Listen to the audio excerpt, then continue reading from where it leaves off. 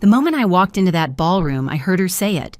Sloan Whitmore, my brother's perfect fiancée, leaning toward her bridesmaids with a glass of champagne in her manicured hand. Her whisper was loud enough to carry across the room, and I know she meant it that way. "Oh, great, the stinky country girl is here." Her friends giggled like a pack of hyenas in designer dresses. Sloan didn't even bother to look at me when she said it. I was that insignificant to her.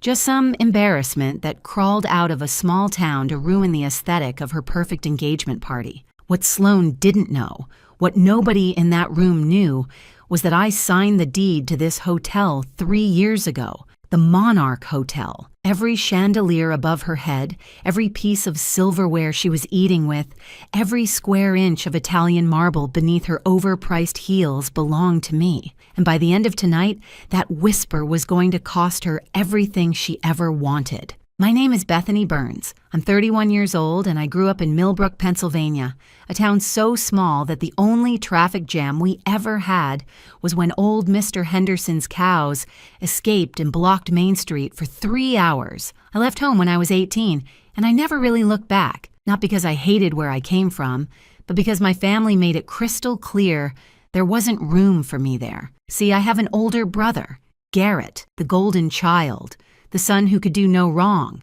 Growing up, everything I did was measured against him, and I always came up short. If I got an A, Garrett had gotten an A+. If I made the softball team, Garrett had been team captain. My mother, Patricia, had a special way of looking at me that made me feel like a rough draft, while Garrett was the finished masterpiece. So I left. I packed one suitcase, took a bus to the city, and started over with nothing but $200 and a stubborn refusal to fail. Everyone back home thought I was struggling. They pictured me in some tiny apartment eating instant noodles, which was true for the first 2 years. But what they didn't know was that I took a job as a cleaning lady at a boutique hotel, and that job changed my life. I learned everything. I watched. I studied. I worked my way up from cleaning rooms to front desk to assistant manager to manager. I saved every penny, invested carefully, made smart choices, and took risks when they felt right. By 28, I owned my first property. By 30, I had 3. Now, at 31, I run Birch Hospitality, a company that owns 6 boutique hotels across the East Coast. The Monarch is my flagship, my pride and joy. But here's the thing about building something from nothing. You learn to stay quiet. You learn that people underestimate you, and sometimes that's the most powerful weapon you have. So I never told my family. They never asked anyway. To them, I was still the struggling little sister who couldn't measure up to Garrett and his middle management job at an insurance company. The irony was so thick you could spread it on toast. Tonight, I received an invitation to Garrett's engagement party. Last minute, of course. Probably my mother's idea, a guilt invitation so she could tell her friends that the whole family was there. I almost didn't come, but something pulled me here. Maybe curiosity. Maybe some small, stubborn hope that things had changed. They hadn't. I stood in the entrance of my own hotel, wearing jeans and my favorite boots, my hair still smelling faintly of the countryside because I'd driven through Millbrook on my way here just to remind myself where I came from. My outfit probably cost more than everything Sloan was wearing combined, but you wouldn't know it by looking. That's the thing about real money. It doesn't need to scream. And honestly, you can take the girl out of the farm, but you can't take the farm out of the girl, though you can definitely take the farm girl's money straight to the bank. I spotted my mother across the room, holding court with some of her friends, probably bragging about Garrett's wonderful fiancé and their wonderful future together. Garrett stood next to Sloan, looking like a man who had won the lottery. He had no idea he was holding a losing ticket. Sloan finally glanced my way, her smile sharp as a paper cut. She didn't recognize me as anything other than an inconvenience, a stain on her perfect evening. That was fine. Let her think I was nobody. Let them all think it. I had learned a long time ago that the best revenge isn't loud. It's patient. It's quiet. It's watching people dig their own graves while they're too busy looking down on you to notice the shovel in their hands. So I smiled back at Sloan, walked to the bar, and ordered a drink. My staff knew not to acknowledge me. Wesley Crane, my general manager, caught my eye from across the room and gave me a subtle nod. Everything was running smoothly, Everything was perfect. For now, because in about 3 hours, Sloan Whitmore was going to learn a very important lesson. Never underestimate the country girl, especially when she owns the ground you're standing on. Before we continue, if you're enjoying this story, please hit that subscribe button and tell me in the comments where you're watching from and what time it is there. I see every single comment, and it means the world to me. Thank you so much for your support. Now back to the story. The engagement party was exactly what you'd expect from someone like Sloan. Extravagant, over the top, designed to impress people who were already impressed with themselves. There were ice sculptures shaped like swans, a champagne fountain that seemed excessive even by champagne fountain standards, and enough flowers to make a botanical garden jealous. My hotel staff had done an amazing job, which made me proud, even though I wanted to roll my eyes at every design choice Sloan had made. I took my drink and found a quiet corner to observe. That's when my mother found me. Patricia Burns approached like a woman who had smelled something unpleasant and was trying to locate the source. She looked me up and down, her eyes stopping at my boots with visible disapproval. She said it was nice that I could make it, her tone suggesting it was anything but nice. Then she asked why I couldn't have worn something more appropriate, mentioning that Sloan's family was very refined. She stressed the word refined like it was a vocabulary word I should study. I told her I came straight from work and didn't have time to change, which was true. I just didn't mention that work meant running a multi-million-dollar hotel company. My mother sighed the way she always sighed at me, like I was a constant disappointment she had learned to tolerate. She told me to at least try to make a good impression on the Whitmores, then disappeared back into the crowd to continue her social obligations. And there it was. 20 seconds of conversation, and I already felt like I was 12 years old again, failing to meet some invisible standard I was never told about. I spotted Sloan across the room, air kissing her way through a group of guests. The woman had kissed more cheeks tonight than a politician at a county fair. Every gesture was calculated, every smile measured for maximum effect. Her parents, Franklin and Delilah Whitmore, stood nearby like proud peacocks watching their prized peahen work the room. Franklin was a large man with a red face, and the kind of confidence that comes from either genuine success or excellent acting. Delilah was thin, polished, dripping with jewelry that caught the light every time she moved. They looked wealthy. They acted wealthy. But something about them felt off, like a beautiful painting hung slightly crooked. I couldn't put my finger on it yet, but I would. Garrett finally noticed me and made his way over. My big brother, 3 years older, still looking at me like I was his annoying little sister who followed him around when we were kids. He said he was glad I could come, though his tone said he hadn't noticed whether I was there or not. He asked if I'd met Sloan yet and said she was amazing. I told him I'd seen her. I kept my opinions to myself. Garrett nodded, already looking past me to see who else he needed to greet. Some things never change. Then he said something that made my stomach tighten. He mentioned that Mom had given Sloan Grandma's necklace as an engagement gift. He said wasn't that generous of her and that Sloan absolutely loved it. I felt the air leave my lungs. Grandma's necklace. The antique pendant our grandmother had promised to me, specifically before she died. She had held my hand and told me it was for me because I was her dreamer, her fighter, the one who would make something of herself. My mother knew this. She had been in the room when Grandma said it, and she gave it to Sloan anyway. I looked across the room and saw it. There it was, hanging around Sloan's neck like it belonged there. My grandmother's necklace, my inheritance, my memory, sparkling under the chandelier lights while Sloan laughed at something someone said. The DJ cranked up the music so loud I could feel my fillings vibrate. If I wanted my teeth rattled, I would have just gone to the dentist. At least there I'd get a free toothbrush out of the experience. I excused myself from Garrett and made my way to the restroom, needing a moment to breathe. That's when I passed Franklin Whitmore in the hallway, his phone pressed to his ear, his face tight with stress. He didn't see me. He was too focused on his conversation. I heard him say they needed this wedding to happen, that the Burns family had money enough to cover their situation. He paused, listening to whoever was on the other end. Then he said they just needed to get through the ceremony, and after that, everything would work out. He hung up and walked back toward the party, his salesman smile sliding back into place like a mask. I stood frozen in that hallway, my grandmother's necklace forgotten for the moment, replaced by something much more urgent. The Burns family had money. What money? My parents had a nice house, sure, but I knew for a fact there was a second mortgage on it because I'd been secretly paying it off for the past 4 years. Garrett worked a decent job. Nothing spectacular. There was no family fortune.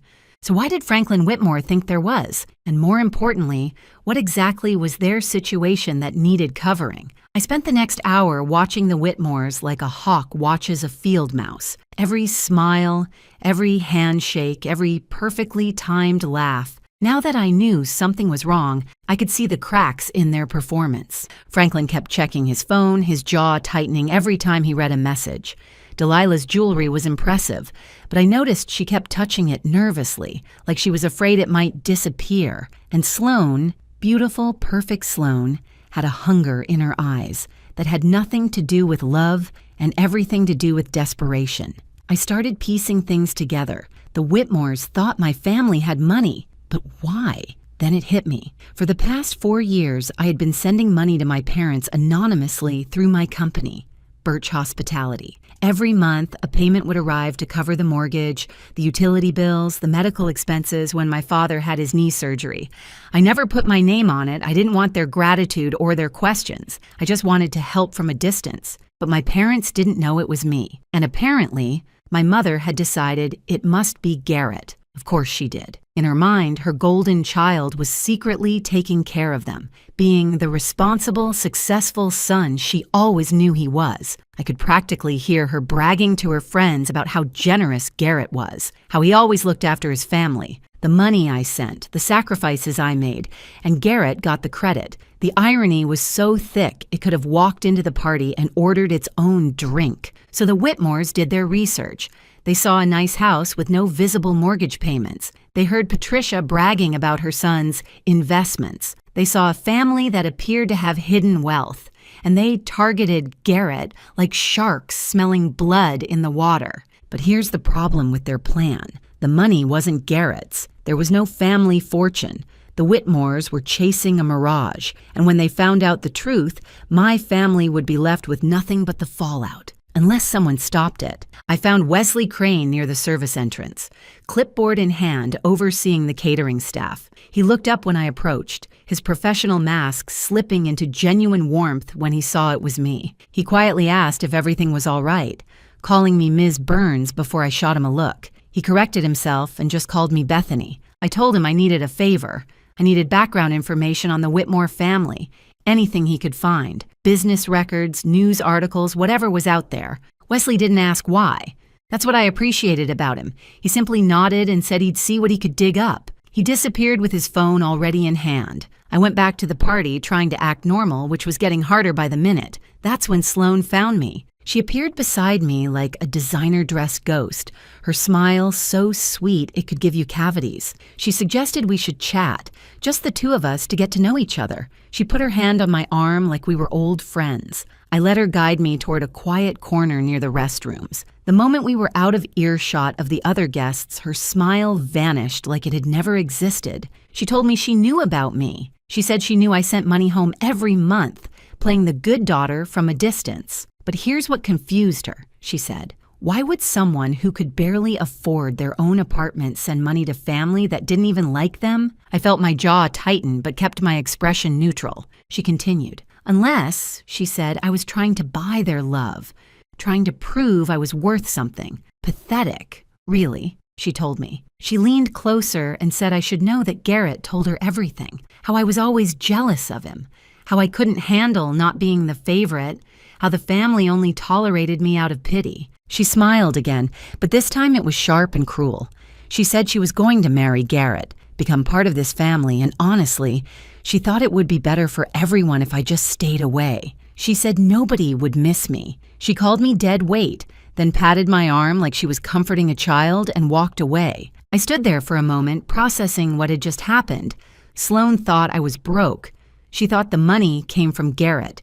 She had no idea who I actually was. It was like watching someone brag about how amazing their rental car is to the person who owns the entire dealership. Honestly, if arrogance burned calories, Sloan Whitmore would be invisible. Wesley appeared at my elbow, startling me from my thoughts. He handed me a folder and told me I needed to see this. His face was pale, his usual composure shaken. He said the Whitmores weren't just in debt. They were being investigated for fraud. I opened the folder right there in the hallway, scanning the documents inside. Financial records, court filings, news articles. The more I read, the colder I felt. The Whitmores weren't who they claimed to be.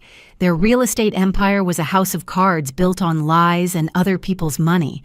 They were 6 months away from bankruptcy and federal investigation. This wedding wasn't about love. It was an escape plan. I took the folder to my car in the parking garage, needing privacy to process what I was reading. The overhead lights flickered like they were as shocked as I was. The documents painted an ugly picture. Franklin and Delilah Whitmore had been running what amounted to a Ponzi scheme for years. They collected money from investors for real estate developments that either didn't exist or were wildly overvalued. Early investors got paid with money from later investors, the classic con.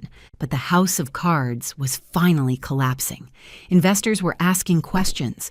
Auditors were circling. Federal investigators had opened a case. The Whitmores needed an exit strategy, and fast. Enter my brother Garrett. I could see their logic, twisted as it was. Find a family that appeared to have money, marry into it.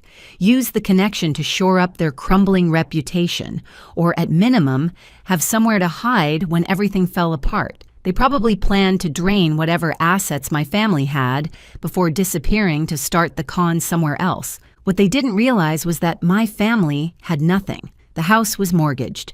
Garrett's salary was average.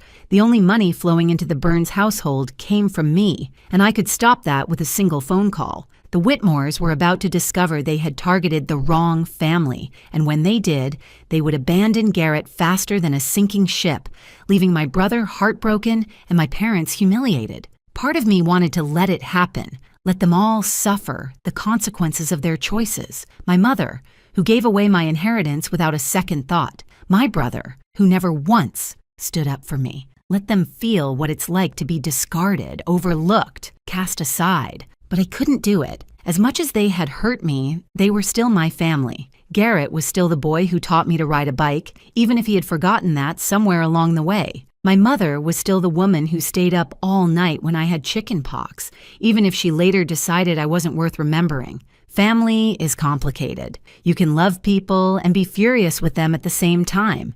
You can want to protect them even when they don't deserve it. So I made a decision. I was going to expose the Whitmores. I was going to save my family from a disaster they didn't even know was coming. And I was going to do it my way. I called my lawyer first. Rebecca Thornton answered on the second ring, despite it being 8 o'clock at night, which is why I paid her what I did. I gave her a summary of the situation and asked how quickly she could verify the information in the folder. She said she'd have confirmation within the hour. Next, I called Naomi Delaney, a forensic accountant I had worked with on a complicated acquisition 2 years ago. Naomi was a wizard with financial records, the kind of person who could look at a spreadsheet and tell you what someone had for breakfast. I sent her photos of the key documents and asked her to dig deeper. If you're enjoying this story so far, please take just 1 second to drop a like and leave a comment. It really helps me keep creating these stories for you, and I genuinely appreciate every single one of you. Thank you from the bottom of my heart. Now, let's get back to Bethany. Naomi called back in 40 minutes. Her voice was tight with the excitement of someone who had found something big. She told me I was right. They were running a Ponzi scheme. Textbook stuff. But here's the interesting part, she said. She had looked up the Whitmore name in other states and found something in Arizona from 3 years ago. Same pattern, same scheme, different names. She said the bride's real name wasn't Sloan. She asked if I was ready for this. I told her I was ready. Naomi told me the bride's real name was Sandra Weems. She said the parents weren't even her real parents. They were partners in a long-running con, and they had been doing this for at least a decade. Different identities, different targets, same game. I sat in my car, the folder in my lap, and started laughing. I couldn't help it. These people had more identities than a Hollywood actress has ex-husbands. Sandra, Sloan, probably planning to be Stephanie next year. My phone buzzed with a text from Garrett. I looked at it for a long moment before opening it. He wanted to know if we could talk. He said something about Sloan felt wrong. I checked the time. 5 minutes until 9 when Franklin Whitmore was scheduled to make his big "Welcome to the family" toast. Too little, too late, big brother. You should have trusted that feeling an hour ago. You should have trusted me years ago. But better late than never. At least he was starting to see through the mask. I got out of the car and walked back toward the hotel. The Arizona night air was warm, and somewhere inside, a con artist in a white dress was about to have the worst night of her life. Time to crash an engagement party. I walked back into the Monarch Hotel with a different energy than when I'd left. Before, I was the invisible sister, the country girl everyone looked down on. Now, I was a woman with a plan. Wesley met me near the service entrance, his expression a mixture of concern and curiosity. He said he had been watching the Whitmores all evening, and that something was definitely off with them. He mentioned that Franklin had made 4 phone calls in the past hour, each one leaving him more agitated than the last. I told Wesley I needed the AV system ready. I said that during Franklin's toast at 9, we were going to give the guests a presentation they would never forget. Wesley didn't even blink. He asked what kind of presentation we were talking about. I handed him a USB drive. On it were scanned copies of the most damaging documents from the folder, plus everything Naomi had sent me. Court records from Arizona, financial statements showing the fraud, photos of Sloan from 3 years ago under her real name, Sandra Weems, a paper trail of lies stretching back a decade. I told him when Franklin started his toast, I wanted it all on the screens. Every document, every photo, every piece of evidence. Wesley took the drive with a slight smile. He said he always knew working for me would be interesting, but this was something else entirely. Then he disappeared toward the control room. My phone buzzed. Rebecca, my lawyer, confirming everything Naomi had found. The Whitmores were indeed under federal investigation. More importantly, she had made a call to the lead investigator, a woman named Agent Carla Reeves, who had been trying to locate the Whitmores for months. They kept moving, changing names, staying one step ahead, until tonight. Rebecca told me Agent Reeves was already on her way with a team. They would be outside the hotel by 9:15, ready to move in once the evidence was public. Everything was falling into place. The trap was set. Now I just needed to wait. I found a spot near the back of the ballroom where I could see everything without being noticed. Sloan was working the room again, that fake smile plastered on her face like it was painted there. Garrett stood beside her, playing the dutiful fiancé, completely unaware that his entire future was about to implode. My mother was near the front, chatting with Delilah Whitmore like they were old friends. 2 women who had nothing in common except their ability to make me feel worthless. Soon, one of them would realize she had been played.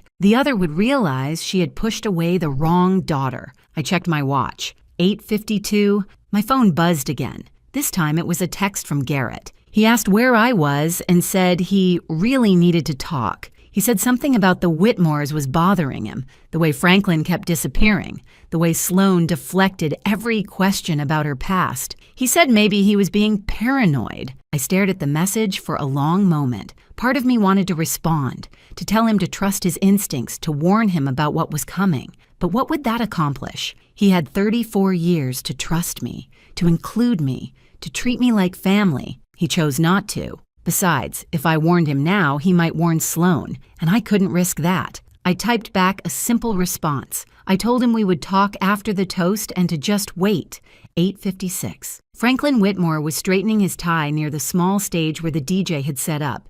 He looked confident again, his salesman mask firmly in place. He had no idea what was about to happen. I thought about what Sloan had said to me earlier, how I was dead weight, how nobody would miss me, how I should just stay away. The funny thing about people who underestimate you is that they never see you coming. They're so busy looking down that they miss the moment you rise up. 8:59. Franklin stepped onto the stage and took the microphone. The DJ lowered the music. Guests turned to face him, champagne glasses in hand, ready to toast the happy couple. I made eye contact with Wesley across the room. He gave me an almost imperceptible nod. The screens behind the stage flickered to life, currently showing a slideshow of Garrett and Sloan's photos. Happy couple at a restaurant, happy couple at the beach, happy couple living their happy Lie. Not for much longer. Franklin cleared his throat and began to speak. He said good evening, everyone, and thanked them all for being there to celebrate this beautiful union. He said when his daughter first brought Garrett home, he knew immediately that this young man was special. I almost laughed. His daughter. The daughter who wasn't his daughter. The daughter whose real name he probably had to remind himself of every morning. Franklin continued, talking about family, about legacy, about how honored the Whitmores were to join the Burns family. He talked about bright futures and grandchildren and building something lasting together. Every word was a lie, and every lie was about to be exposed. Franklin raised his glass. He said to the happy couple, to love, to family, to forever. I pulled out my phone and sent Wesley a single word, now. The screens flickered. For a moment, everyone probably thought it was a technical glitch. The happy photos of Garrett and Sloan disappeared, replaced by something else entirely. A document, official looking, stamped with court seals and legal terminology. Franklin's smile froze on his face. The document was a court filing from Arizona, dated 3 years ago. A fraud investigation. And there, listed as a person of interest, was a name nobody in this room had heard before. Sandra Weems. A murmur rippled through the crowd. People squinted at the screens, trying to understand what they were seeing. Franklin fumbled with the microphone, his face going from red to pale in seconds. He said there must be some mistake and called it a technical error. He turned toward the AV booth and shouted for someone to fix it, but the screens kept changing. Another document appeared. Financial records showing investor money being funneled into shell companies. Then another. News articles about a real estate scheme in Phoenix that had cost dozens of families their life savings. Then photos. A younger Sandra Weems, different hair color, same cold eyes, standing next to Franklin and Delilah at some charity event under completely different names. Sloan stood frozen in the middle of the dance floor, her champagne glass trembling in her hand. For the first time all night, her mask had slipped completely. She looked terrified. Garrett stared at the screens, then at Sloan, then back at the screens. I could see his mind working, pieces clicking together, the doubt he had felt all evening suddenly making horrible sense. Franklin tried to push through the crowd toward the exit, but 2 of my security staff stepped into his path. Delilah grabbed his arm, whispering frantically, but there was nowhere to go. That's when I stepped forward. I walked through the parting crowd toward the stage, my boots clicking on the marble floor. Every eye in the room turned to me. The country girl, the nobody, the dead weight. Wesley's voice came over the speakers, calm and professional. He said, "Ladies and gentlemen, he would like to introduce the owner of the Monarch Hotel and CEO of Birch Hospitality." He said, "Please welcome Ms. Bethany Burns." The silence that followed was deafening. My mother's face went white. Garrett's jaw actually dropped open. Even Sloan, in the middle of her panic, looked genuinely shocked. I took the microphone from Franklin's limp hand. I said, "Good evening, everyone." I apologized for the interruption, but I thought they might want to know who they were really celebrating tonight. I gestured to the screens behind me. I said Franklin and Delilah Whitmore were not who they claimed to be. Their real estate empire was a fraud. Their wealth was stolen from innocent investors, and their daughter Sloan was actually named Sandra Weems, a con artist who had been running this same scheme for over a decade. Sloan finally found her voice. She screamed that I was lying and called me a jealous, pathetic nobody. She said I was making this up because I couldn't stand to see Garrett happy. I smiled at her. I said, "That's interesting," and I asked if I also made up the federal investigation that had been following them for 2 years. I mentioned the arrest warrants that were issued last month in Arizona and said I was curious how I could have faked the fact that Agent Carla Reeves and her team were currently waiting outside this hotel. As if on cue, the ballroom doors opened. 4 people in suits walked in, badges visible, expressions all business. Sloan's face crumbled. Franklin tried to run. He made it about 10 feet before Agent Reeves intercepted him with a calm but firm hand on his shoulder. She told him that Franklin Whitmore, or whatever his real name was under arrest for wire fraud, investment fraud, and conspiracy. Delilah started crying, mascara running down her carefully made-up face. She kept saying there was a mistake. that they could explain everything, that it wasn't what it looked like. Sloane, Sandra, whatever her name was, turned to Garrett one last time. Her voice was desperate, pleading. She asked if he was really going to let his sister do this to them. She said they loved each other and that he had to believe her. Garrett looked at her for a long moment. I could see the war happening behind his eyes. The woman he thought he loved versus the evidence he couldn't deny. Then he did something I never expected. He stepped away from her. He said he didn't even know who she was. His voice was quiet, broken, but certain. He said he didn't know who any of them were. Sloane's expression shifted from desperation to rage in an instant. She lunged toward me, screaming that I had ruined everything, that I was supposed to be nobody, that I was just the stinky country girl. Security caught her before she reached me. I leaned close enough for only her to hear.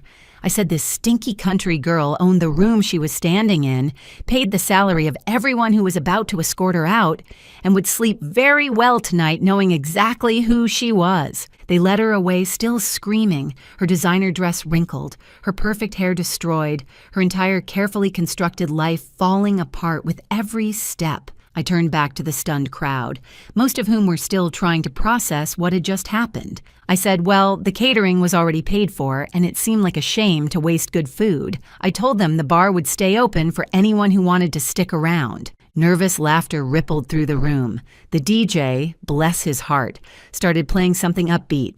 The engagement party was over, but the night was just beginning. The next hour felt like something out of a fever dream.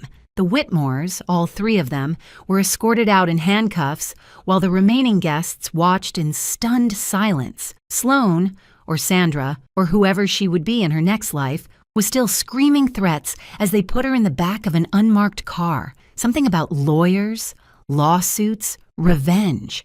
Empty words from an empty person. She went from future Mrs. Burns to future prison inmate in under 15 minutes. That had to be some kind of record, even for a professional con artist. Inside the ballroom, the mood had shifted from shock to something else. Curiosity, maybe. Fascination. A few guests were already on their phones, probably sharing what had just happened with everyone they knew. By morning, this story would be all over town. Garrett found me near the bar. He looked like a man who had just woken up from a nightmare only to realize he was still dreaming. His eyes were red, his hands shaky, his entire worldview clearly shattered. He asked how I knew. His voice cracked on the words. He asked how I figured it out. I told him I listened. I said I watched. I paid attention.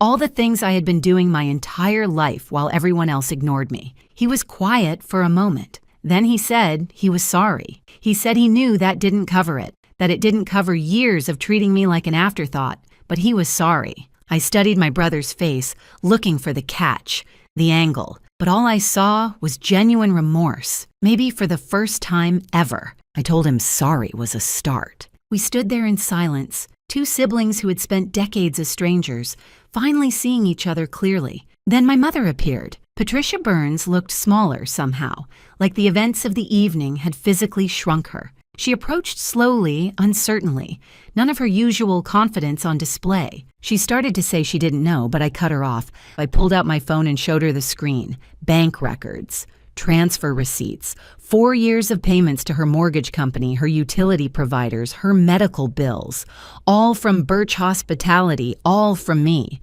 I told her she thought Garrett was supporting them. I said she bragged to everyone about her generous, successful son.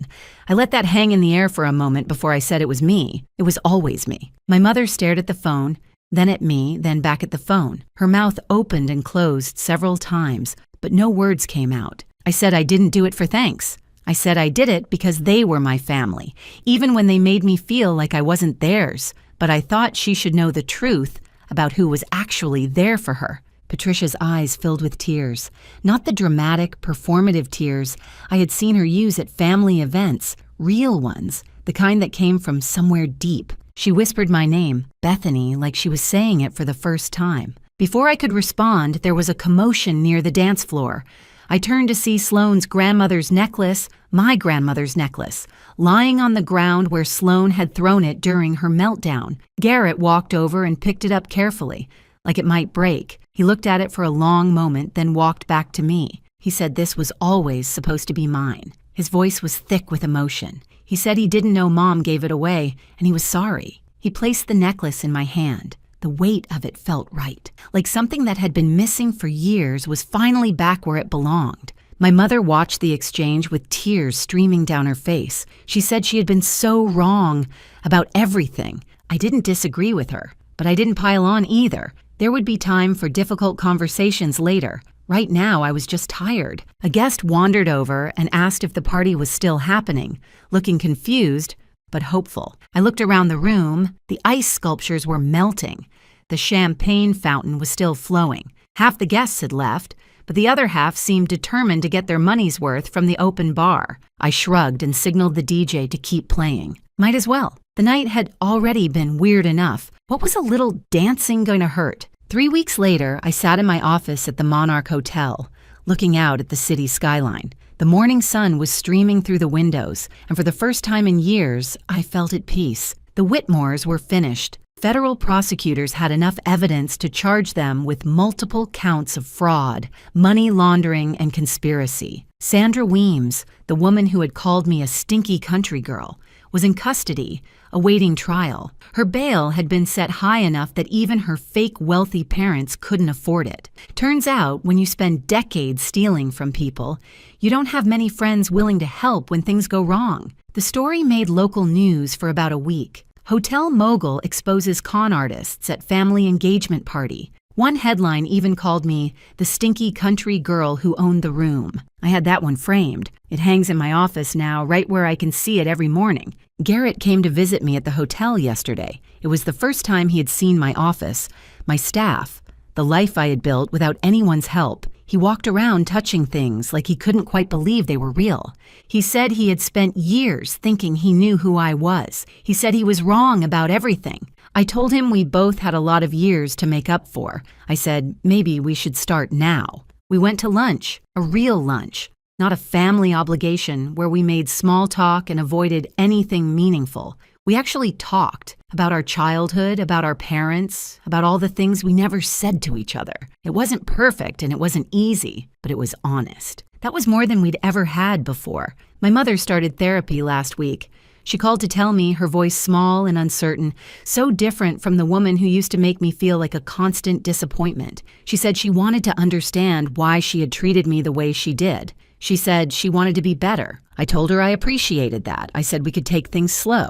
And we would. Rebuilding trust takes time, but at least we were finally building something instead of watching it crumble. This morning, I was hosting a business breakfast in the hotel restaurant. Investors, partners, people who wanted to discuss expansion opportunities, normal stuff for a normal day. A young woman walked in looking nervous. She was wearing simple clothes, her hair pulled back in a practical ponytail, her eyes wide as she took in the elegant surroundings, clearly out of her element. One of my investors, a man named Gerald who had too much money and not enough manners, made a comment loud enough for everyone to hear. He asked who let her in and said this was a private event. I stood up from the table. I walked over to the young woman and extended my hand. I said her name warmly, calling her Nicole, and said I was so glad she could make it. I said everyone. I wanted them to meet Nicole Patterson, this year's recipient of the Birch Hospitality Scholarship. I told them she grew up in a small town in Ohio, worked 2 jobs to put herself through community college, and was about to start at Cornell's hotel management program in the fall. The room went quiet. Gerald suddenly found his coffee very interesting. I led Nicole to a seat at my table, the same table as the investors, the same table as the people who thought they were better than her because of their money and their connections. She whispered a thank you to me, looking overwhelmed. I told her not to thank me yet. I said the real work was just starting, but I told her if she ever felt like she didn't belong somewhere, to remember that the people who built the most beautiful things usually started with nothing but stubbornness and dreams. She smiled at that. After the breakfast, I stood in the lobby of my hotel watching guests come and go. Business people, tourists, families, all of them walking on floors I owned, sleeping in beds I paid for, completely unaware of the woman who made it all possible. And that was fine. I didn't need them to know. People will always try to make you feel small for where you came from. Let them. While they're busy looking down on you, they won't see you rising up. I learned that lesson a long time ago, back in a small town where I was never good enough, never pretty enough, never enough of anything. I carried it with me through years of struggle and doubt, and people telling me I would never amount to anything. And now, here I was, standing in my hotel, surrounded by everything I built, the stinky country girl. She smelled success coming from a mile away,